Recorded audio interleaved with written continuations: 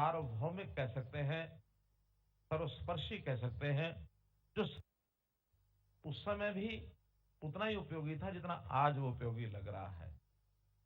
तो इस जीवन के सार को, गीता ज्ञान को आगे बढ़ाने के लिए हरियाणा में एक छोटा सा उत्सव, गीता महोत्सव जो बनाया जाता था, उसको 2016 में अपने देश के प्रधानमंत्री श्री नरेंद्र मोदी जी की प्रेरणा से, तो उन्होंने स्वयं 2014 में जब वो यहां आए थे तो उन्होंने कहा था कि गीता के इस प्रसार को आगे बढ़ाने के लिए, इसका महत्व, हमको कुरुक्षेत्र में इस प्रकार के कार्यक्रम को आगे बढ़ाने के लिए कुछ विशेष करना होगा, तभी गीता को लोग जानेंगे।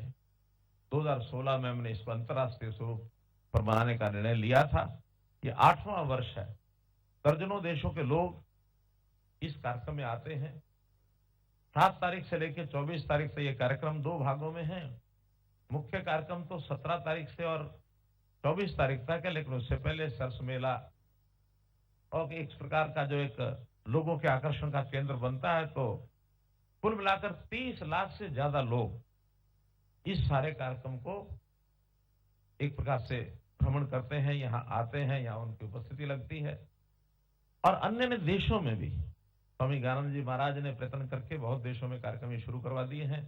मॉरिशियस है, यूके है, कनाडा है, ऑस्ट्रेलिया है, अभी यूएसए का निमंत्रण आया हुआ है। आज ही श्रीलंका के जो वहां के संस्कृति मंत्री, उन्होंने अपनी इच्छा व्यक्त किया कि हमारे यहाँ, श्रीलंका तो बहुत नजदीक है और सब हिंदू समाज वहां रहता है, तो वहां भी ये कार्यक्रम करने चाहिए। तो इस प्रकार के एक विस्तृत कार्यक्रम की रूपरेखा आगे बढ़ रही है, तैयार हो रही है।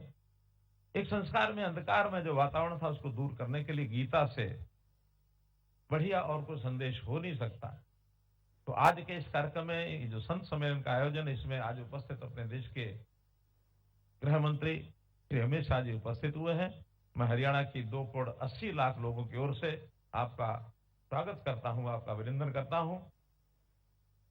हम जानते हैं कि श्री अमित शाह जी और देश के अपने प्रधानमंत्री श्री नरेंद्र मोदी जी, जो कुछ इस समय हम देख रहे हैं, जो इस देश के अंदर कमियां हमको ध्यान में आती थी, देश आजाद हुआ वर्षों की गुलामी के बाद, वो एक कहानी है। लेकिन आजादी के बाद एक चैलेंज था कि इस देश की एकता और अखंडता, इसको मजबूत रखा जाए। तो हमको मालूम है कि उस समय के गृह मंत्री लौह पुरुष सरदार वल्लभ भाई पटेल जी का एक बहुत बड़ा योगदान उसमें रहा है। 500 से ऊपर रियासतों को एक सूत्र में बांधने के लिए उन्होंने सब राजाओं महाराजाओं को, छोटी बड़ी रियासतों के जो